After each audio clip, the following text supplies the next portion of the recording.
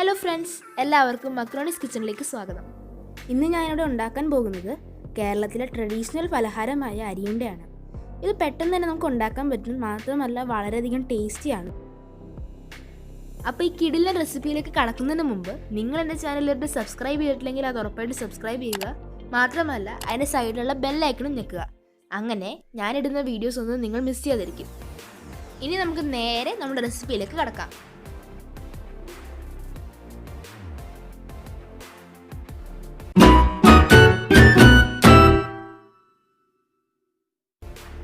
നമുക്ക് ആദ്യം വേണ്ടത് നന്നായിട്ട് കഴുകിയ പുഴുക്കലരിയാണ്. ഇപ്പം ഞാനിവിടെ 1 കപ്പോളം എടുത്തിട്ടുണ്ട്.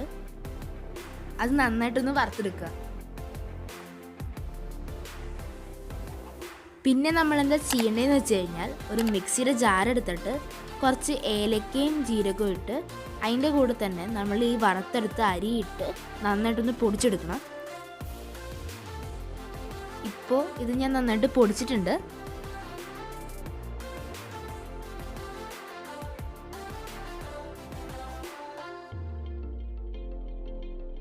അടുത്തതായിട്ട് 1/2 കപ്പ് ശർക്കര ഉരുക്കിയെടുക്കണം. ഉരുക്കിയെടുത്ത് കഴിയുമ്പോൾ ഇത് നന്നായിട്ടൊന്ന് അരിച്ചും കൂടി എടുക്കണം. ഇപ്പം ശർക്കര നന്നായിട്ട് ഉരുകി വന്നിട്ടുണ്ട്.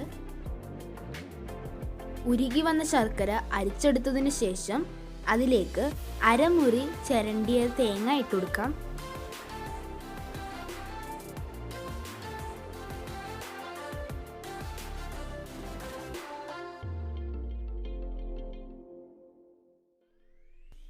എന്നിട്ട് അത് നന്നായിട്ട് മിക്സ് ചെയ്യുക.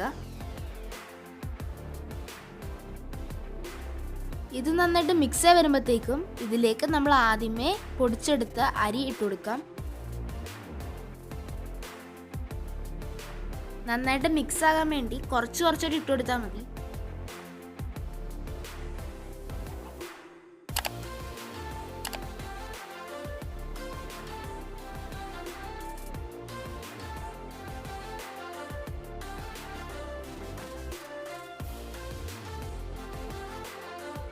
ഇനി ഇതിൽ നിന്ന് കുറച്ചെടുത്തിട്ട് നമ്മുടെ കൈ ഉപയോഗിച്ച് തന്നെ നമ്മളത് നല്ല റൗണ്ട് ഷേപ്പിലാക്കി മാറ്റണം.